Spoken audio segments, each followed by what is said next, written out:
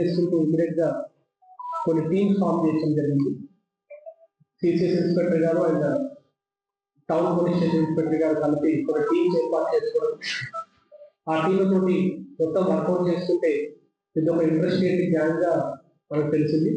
ఈ గ్యాంగ్ లో మొత్తం 4 సభ్యుల్లో 2 సభ్యులు మనకు దొరకడం జరిగింది. మిగతా 2 కోసం కూడా గాలింపు చర్యలు ఉన్నాయి. ఈ గ్యాంగ్ ఈ 4 సభ్యులు కలిసి ఇది చేయడం మొదటిసారి, కానీ వీళ్ళు ఇండివిజువల్ గా అనేక ఆపరేషన్స్ చేయడం జరిగింది. అండ్ గతంలో కూడా ఈ గ్యాంగ్ వాళ్ళు మెట్పల్లి దగ్గర కూడా 6 ఆపరేషన్స్ ఉన్నట్టు తెలుస్తుంది. ఈ ఇద్దరు కూడా ఇప్పుడు మన కస్టడీలో ఉన్న ఇద్దరు కూడా మహారాష్ట్రలోని హింగోలి డిస్ట్రిక్ట్ కి సంబంధించిన వాళ్ళు. ఇద్దరు కూడా ఏజ్ రీత్యా జువెనైల్స్. వీళ్ళిద్దరు కూడా వీళ్ళకు ఒక ఆపరేటర్ ఉన్నాడు. ఈ ఆపరేటర్ ఆధ్వర్యంలో వీళ్ళు కొన్ని గ్యాంగ్స్ లాగా ఏర్పాటు చేసుకొని వాళ్ళు వేరు చోట్లలో తిరగడం జరుగుతూ ఉంది. ఈ గ్యాంగ్ లో సభ్యులు కూడా ఇది అఫెన్స్ కమిట్ చేసిన తర్వాత మహారాష్ట్రకి వెళ్ళి మళ్ళీ వాళ్ళు తిరిగి మన తెలంగాణకు వచ్చి మన తెలంగాణ కూడా వేరియస్ ప్లేసెస్ లో కూడా తిరగడం జరిగింది. వీళ్ళు different mode of transportation use చేస్తూ ఉన్నారు. మన కామారెడ్డిలో షటిల్ లిఫ్టింగ్ చేసినప్పుడు వాళ్ళు ట్రైన్ ద్వారా రావడం అండ్ వెళ్ళేటప్పుడు బై రోడ్ వెళ్ళడం జరిగింది. మన దగ్గర నుంచి వెళ్ళిపోయిన తర్వాత వచ్చేటప్పుడు వాళ్ళు ఒక బైక్ ని చెవిటి చేసుకొని దాంతో రావడం జరిగింది. ఆయన వెళ్ళిపోయేటప్పుడు ఆ రోజు రాత్రి మన వెహికల్ చెకింగ్ నడుస్తూ ఉంటే మన పోలీస్ పార్టీని చూసి ఆ వెహికల్ అక్కడే పొదల్లో పడేసి వాళ్ళు అది మిగతా కాలనీస్ నుంచి ఆ వెహికల్ చెకింగ్ దాటుకొని మరొక ప్లేస్కి వెళ్ళి అక్కడ ఇంకొక వెహికల్ చెక్ చేసుకొని అక్కడ నుంచి నిజామాబాద్ వెళ్ళడం జరిగింది. నిజామాబాద్ లో కూడా ఒక అఫెన్స్ కమిట్ చేసుకొని వాళ్ళు ట్రైన్ రూట్ ద్వారా వాళ్ళు మహారాష్ట్రకి వెళ్ళిపోయినట్టుగా మనకు మొత్తము సీసీ కెమెరా ఫుటేజ్ ద్వారా తెలుస్తూ ఉంది.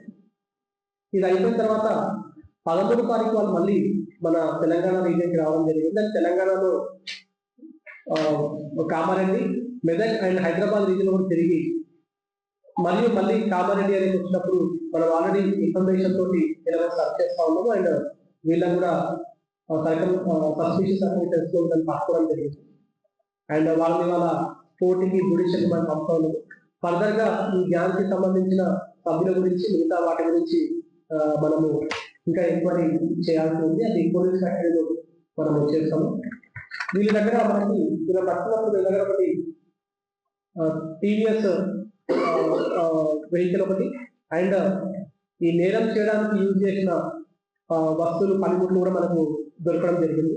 వీళ్ళు చాలా చాకచక్యంగా కెమెరాలో పడకుండా అనేక ప్రయత్నాలు చేసినప్పటికీ కూడా మన కామారెడ్డిలో కొన్ని కెమెరాలు అలర్చించడం జరిగింది. సో ఆ సైంటిఫిక్ ఎవిడెన్స్ ద్వారా కూడా వీళ్ళు పట్టుకోవడం జరిగింది. ఈ ఎంటైర్ ఎపిసోడ్ లో ఈ డిటెక్షన్ దాంట్లో చాలా ఇంపార్టెంట్ కీ రోల్ కూడా ఇద్దరు ఇన్స్పెక్టర్ కూడా పోషించడం జరిగింది. అండ్ వేరియస్ టీమ్స్ ఫామ్ చేసుకొని వీళ్ళ గురించి ఇన్ఫర్మేషన్ నెట్వర్క్ పెట్టుకొని వీళ్ళు ఎక్కడెక్కడ పోతా ఉన్నారు, ఎక్కడెక్కడ తిరుగుతూ ఉన్నారు అంటే ఈ దొంగతనం అయితే పిల్లలకు కాలం చేసుకొని వెళ్తూ ఉంటారు. సో మనము ముందు నుంచే 1 వీక్ బిఫోర్ నుంచే మైక్ లో అనౌన్స్మెంట్ చేయించడం, పత్రికా ప్రకటనలు ఇవన్నీ చేసినాము.